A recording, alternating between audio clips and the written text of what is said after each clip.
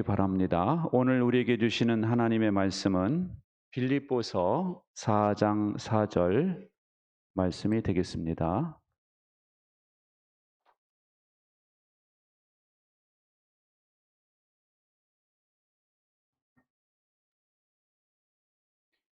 신약 성경 빌립보서 4장 4절 찾으셨으면 다 같이 자리에서 일어나셔서 함께 봉독하겠습니다.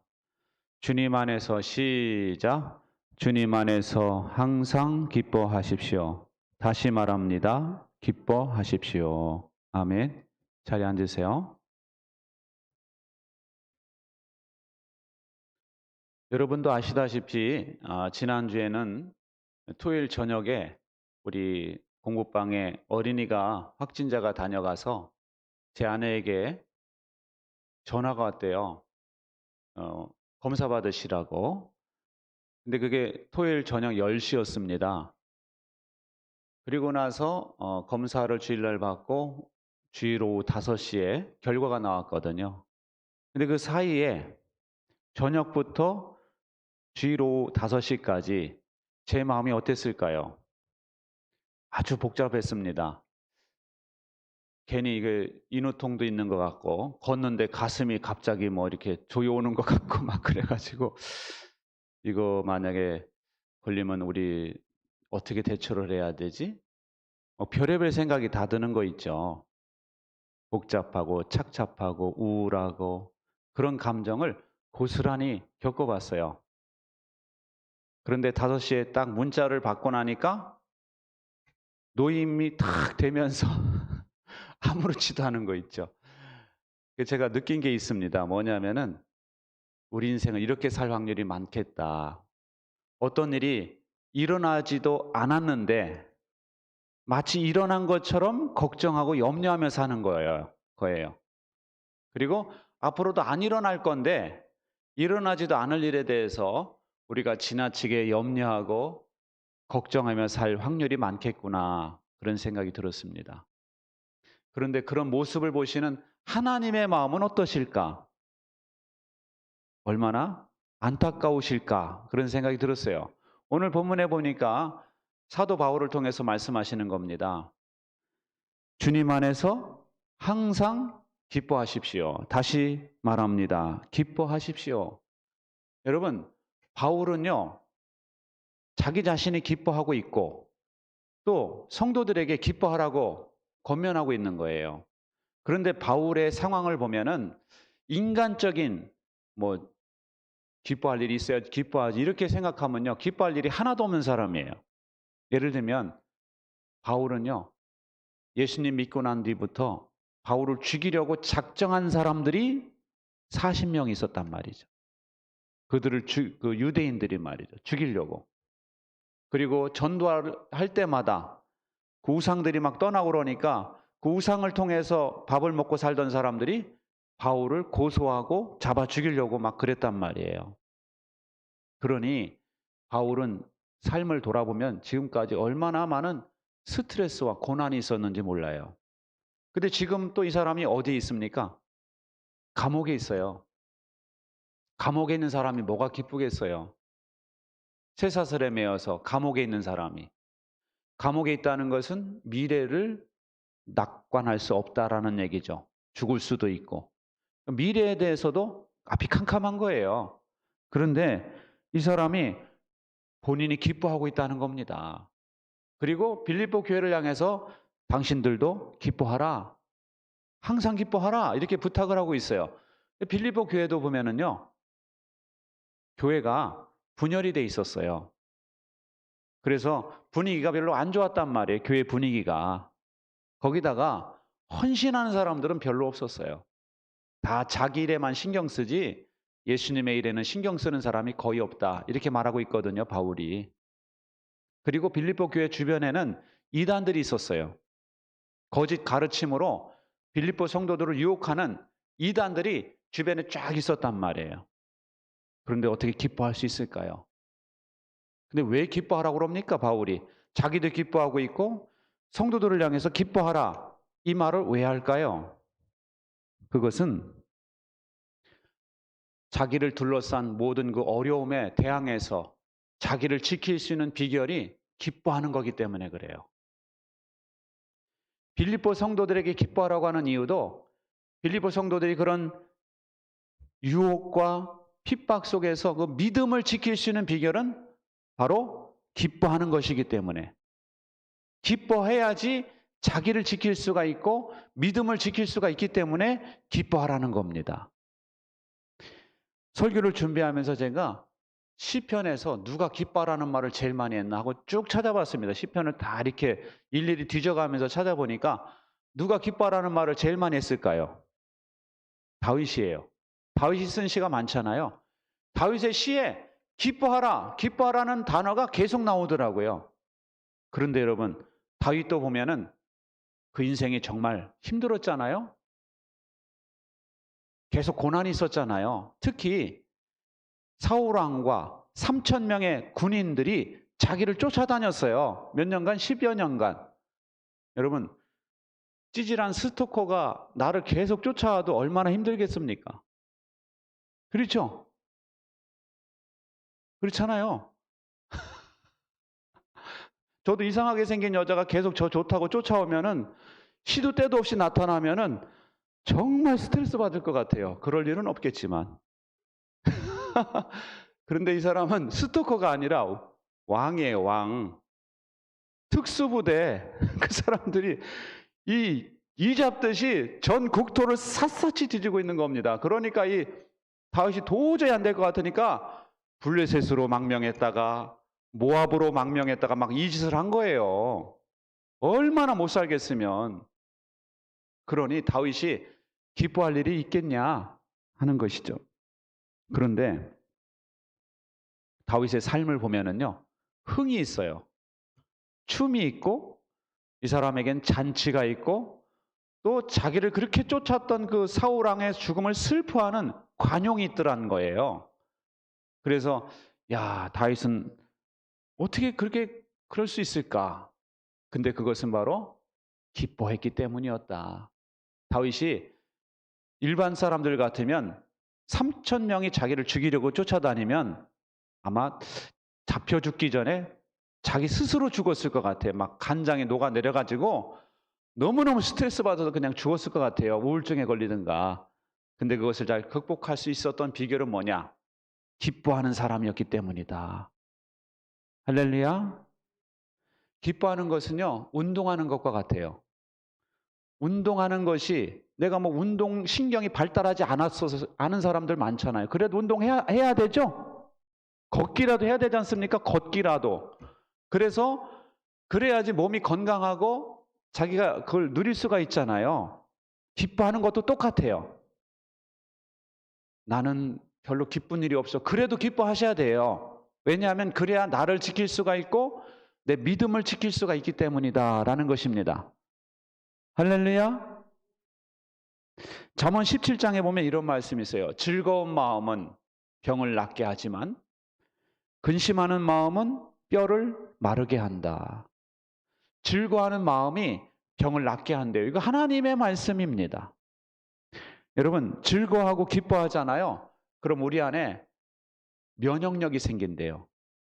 면역력이, 강한 면역력이 생긴다는 겁니다. 이건 제가 예전에도 의사의 말을 빌어서 했던 얘기예요. 자연 치유력이 또 생긴다는 거예요.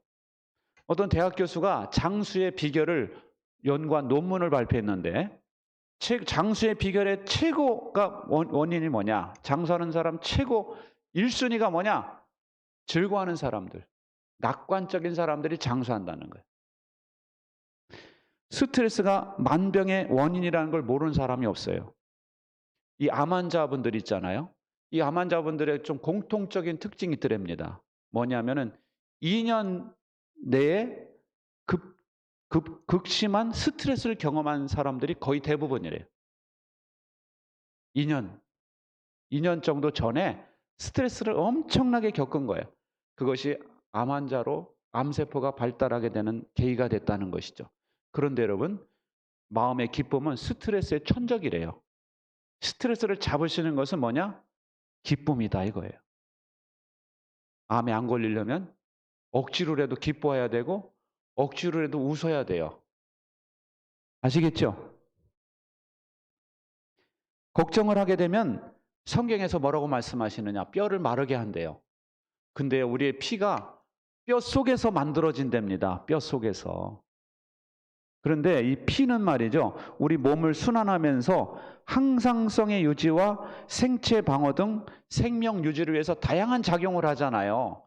근데 이 피가 마른다면 어떻게 되겠습니까? 그럼 우리가 정말 피가 부족한 사람이 되고 피가 제 기능을 발휘하지 못한다면 우리는 면역력이 취약한 사람이 되는 거예요. 그래서 여러분, 이 마음의 기쁨은 건강과 장수의 지름길임을 꼭 기억하시기 바랍니다. 여러분, 어떤 분들은 영성이 있다는 분들이 자꾸 인상을 쓰는 분들이 있어요.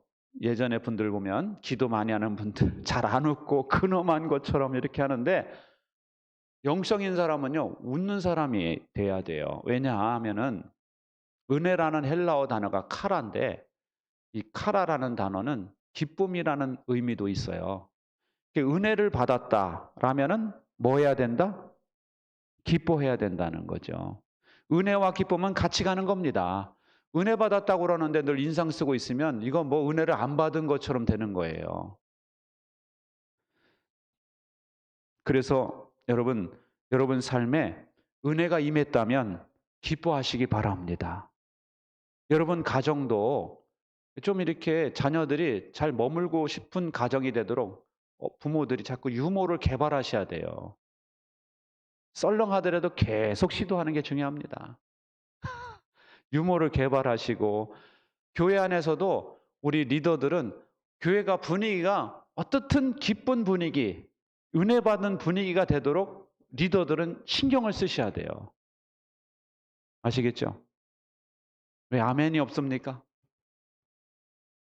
그렇게 여러분, 우리가 분위기를 만들어가는 우리 평안교회 성도님들 되시기 바랍니다. 그럼 여러분, 기뻐하려면 어떻게 해야 되겠습니까? 오늘 본문에 그 비결이 나와요. 주 안에서 기뻐하십시오.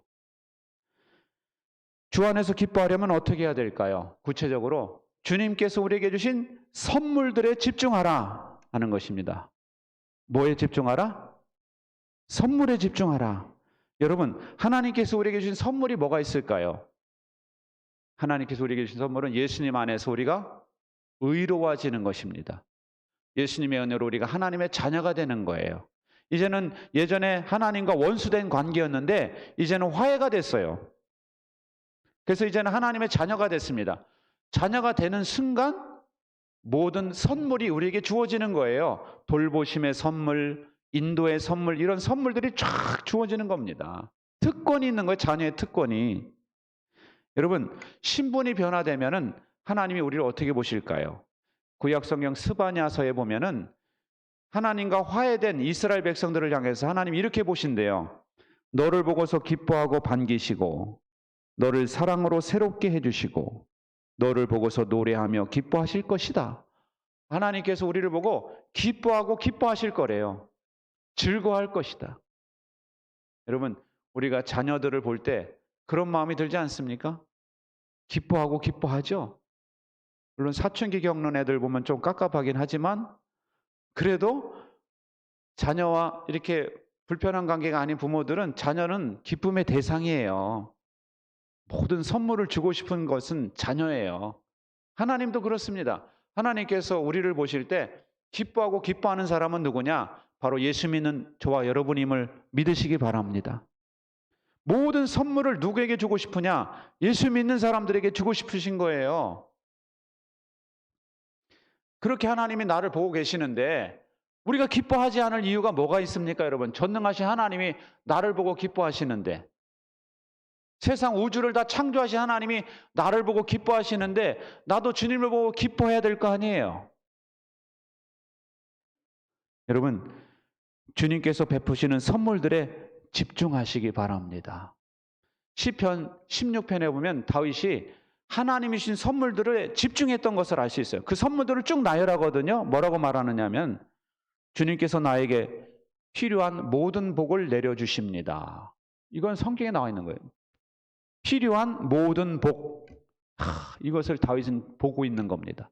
필요한 모든 복. 주님, 나의 미래는 주님이 책임지십니다. 주님께서 날마다 좋은 생각을 주십니다. 좋은 생각을 주시는 것도 하나님의 선물이래요. 밤마다 나의 마음에 교훈을 주십니다. 주님은 언제나 나와 함께 계시는 분입니다. 주님께서 나를 보호하셔서 죽음의 세력이 나의 생명을 삼키지 못하게 하실 것입니다. 주님께서 몸소 생명의 길을 나에게 보여주시니 주님을 모시고 사는 삶에 기쁨이 넘칩니다. 주님께서 내 오른쪽에 계시니 이 큰 즐거움이 영원토록 이어질 것입니다. 여러분, 이 다윗은 하나님이 주시는 그 선물에 계속 집중하고 있는 겁니다. 근데 이 시편을 읽어보면 다윗의 상황이 어려운 상황이에요. 이렇게 저기할 상황이 아니. 그런데 그는 그 어려운 상황을 보는 것이 아니라 하나님이 주신 선물, 이 선물을 계속 묵상하고 집중하는 것입니다. 그래서 기쁨을 잃지 않는 거예요. 싱어게인 가수 30호 이승윤 아세요? 여기 아는 분하고 모르는 분이 세대 차이가 나는 건데, 저도 생판 모르다가 신문에 난 걸 보고 걔 노래를 다 찾아서 들어봤어요. 아주 독특하게 부르더라고요. 그래서 아주 심사위원들이 평가를 내리기 어렵다 그런 말을 했는데, 워낙 독특하게 불러서 서태지와 아이들처럼 새로운 장르가 탄생했다, 막 스타가 나왔다, 막 이렇게 반응을 보이는데, 그 아버지가 누구냐? 이재철 목사님이에요. 이재철 목사님이 우리 예전에 그 외국인 선교사님들 무덤에 갔었죠. 그 옆에 교회가 하나 있었죠. 그 100주년 교회 담임을 하셨었고, 서울의 주님의 교회 담임을 하셨던 분이고 개척을 하셨던 분인데 아주 존경받는 분이죠. 근데 그분이 그런 말 하시더라고요. 영상을 제가 찾아보니까 그 목사님 얼굴이 벗어요. 옛날 얼굴이 아니에요. 퉁퉁 벗는데 류마티스 관절염 약을 먹고 있대요. 3년 전부터. 잘 안 들어서 센 약을 먹고 있대요. 저는 우리 어머니가 그걸 앓으셨어요. 의사가 그러더라고요. 난치병이래요.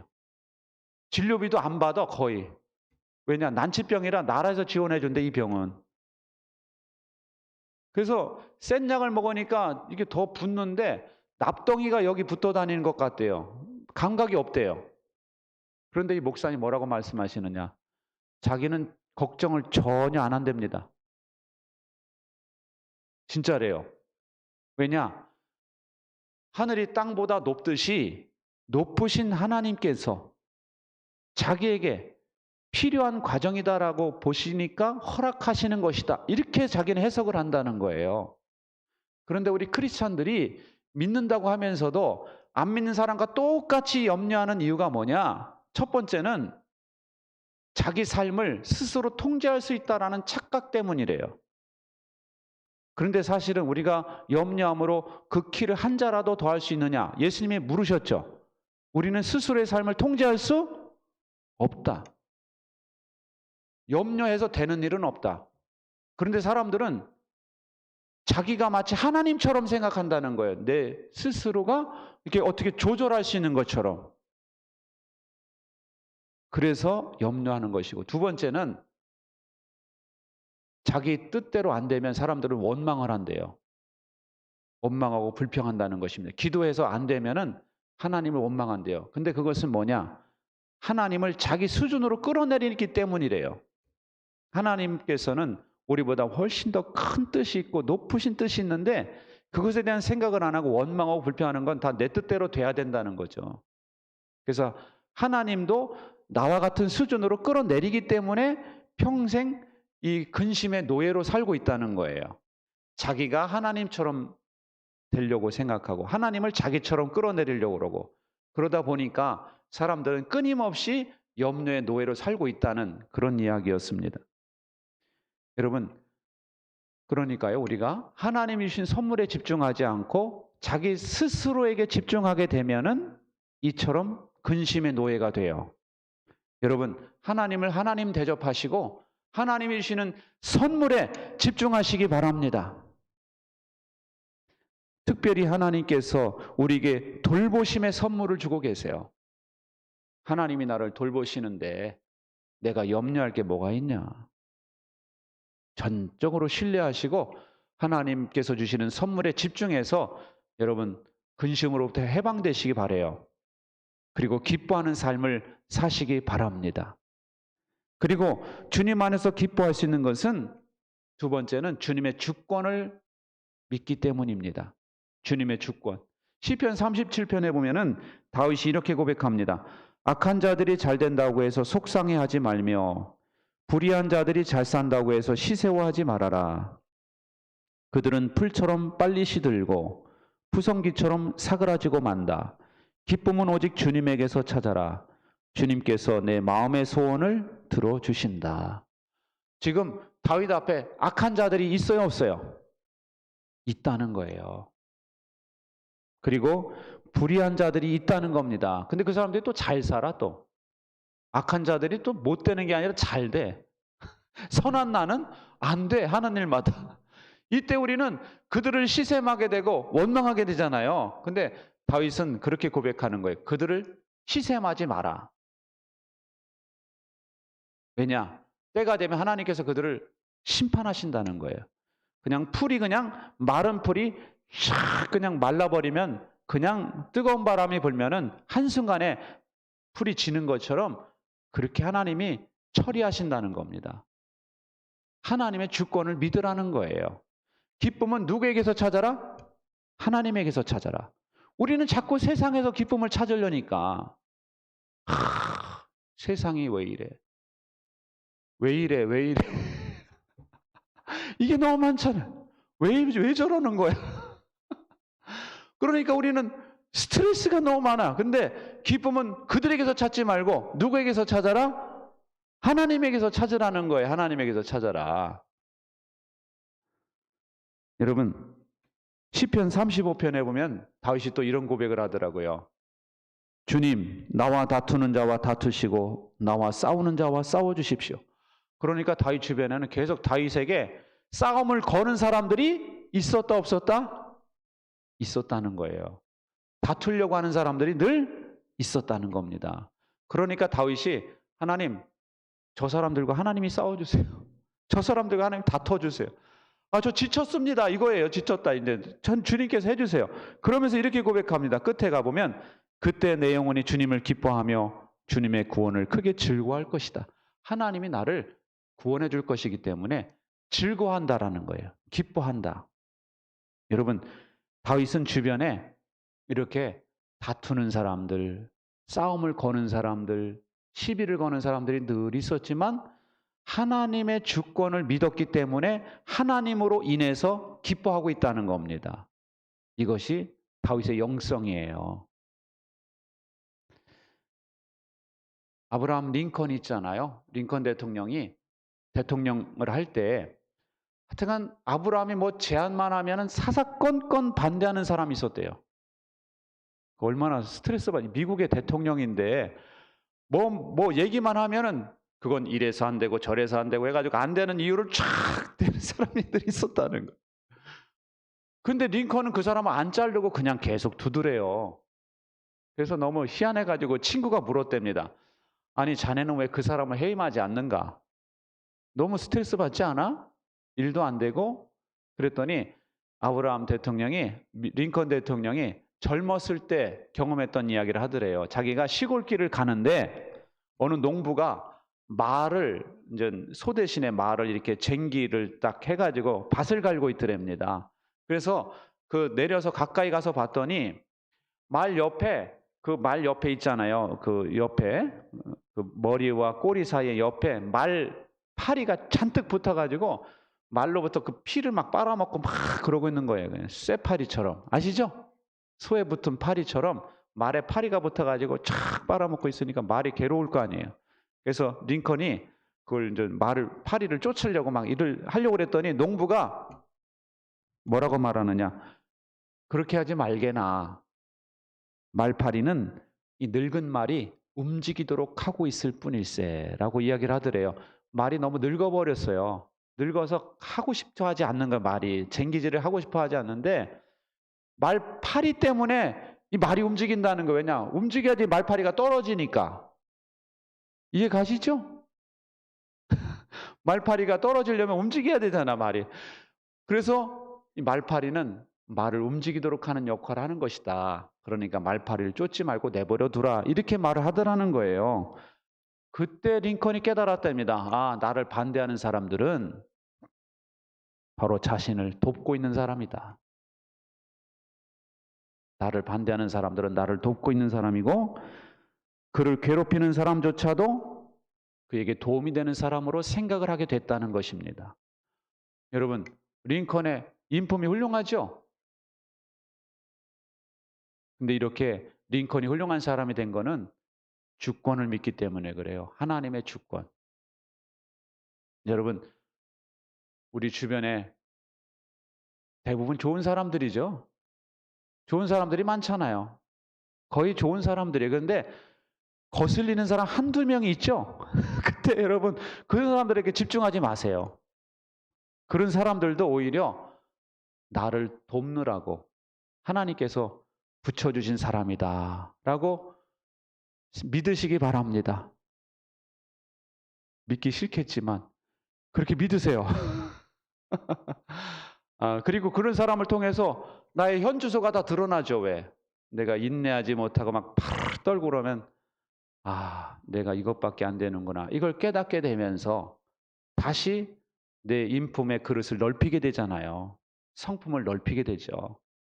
그래서 하나님께서 저런 사람들을 내 주변에 내 친구로 또 내 가까이 두신 것은 하나님께서 나를 도우시려고 하시는 큰 그림이 있었다. 이렇게 믿으시면 돼요. 아시겠습니까? 어떤 신학교 교수님도 그렇게 훌륭한 교수님이었는데 그 아들이 희한하게 술 먹고 담배 피우고 하면서 그 아버지한테 그렇게 그냥 당신이 신학교수야 막 이러면서 행패를 부렸다는 거예요. 근데 신학 교수님이 엄청 박식한 분이었는데 엄청 겸손하게 되더래요. 내 자식 하나 변화시키지 못하는데 엄청 겸손하게 늘 고개를 숙이고 다녔다는 겁니다. 그러니까 이분이 엄청 박식해서 엄청 교만해질 수 있었는데 그 아들 하나 때문에 납작 엎드려가지고 엄청 겸손한 사람이 됐다는 거죠.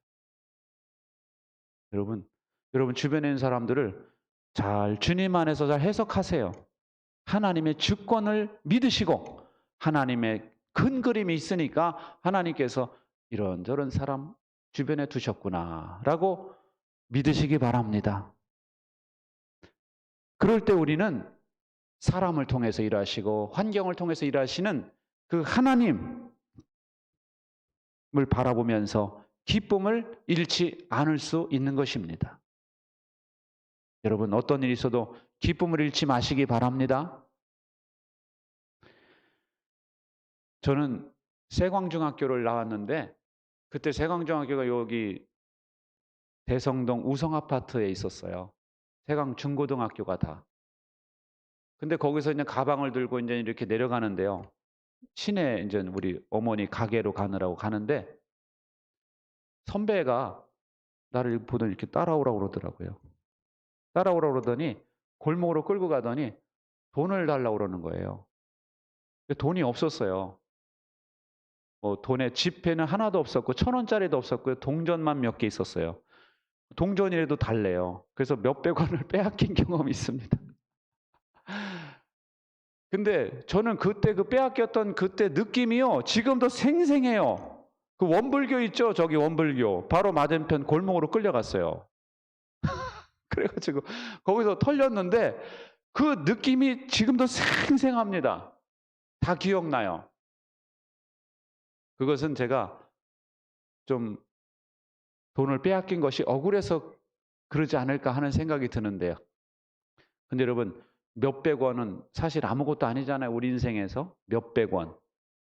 근데 그거 빼앗긴 것이 그렇게 우리가 생생하게 기억에 남는다면 억울해서 우리가 인생을 살면서 기쁨을 빼앗기며 산다면은 우리가 하나님 나라에 갔을 때 얼마나 우리가 억울하겠어요. 내가 저 땅에 살 때 그렇게 슬퍼하며 살 필요가 없었는데, 우울해하며 살 필요가 없었는데 내가 왜 저렇게 청승맞게 살았을까? 이렇게 좋은 생각이 있었는데 이렇게 어차피 올 줄 알았더라면 내가 얼마나 기뻐하며 살 텐데, 항상 기뻐하며 살 텐데 말이야 하면서 후회하지 않겠습니까, 여러분? 여러분, 어떤 사람들은 기쁨을 사탄에게 반납하는 사람들이 있어요. 사탄이 우리에게 이상하게 싸한 마음이 들면서 기분 나쁜 생각이 들게 할 때가 있죠. 있죠? 없어요? 여러분, 그걸 잘 관리하시기 바랍니다. 예수님의 이름으로 물리치세요. 어떤 분들은 또 슬픔에게 반납을 해요. 계속 슬픈 노래만 들으면서 괜히 슬퍼져. 슬퍼지는 게 좋아. 이것도 조심해야 돼요, 우리가. 또 어떤 사람들은 분노에게 반납하는 사람들이 있어요. 껐득하면 분노야. 모든 사람에게 분노하는 사람. 자기가 불독도 아니면서. 그냥 인상 팍 쓰면서 그냥 건들기만 해봐라. 막 이런 식으로 사는 사람들이 있잖아요. 그렇게 살 필요가 없어요, 우리는. 예수님 안에 있기 때문에. 여러분, 양보하지 마세요. 기쁨을. 아시겠죠? 기쁨을 사수하시고, 기쁨을 누리다가, 기쁨 중에 주님의 품에 안기는 우리 모두가 되시기 바랍니다. 그럴 때 우리가, 아, 인생 잘 살았구나 하고 우리가 깨닫게 될 줄로 믿습니다. 기도하겠습니다.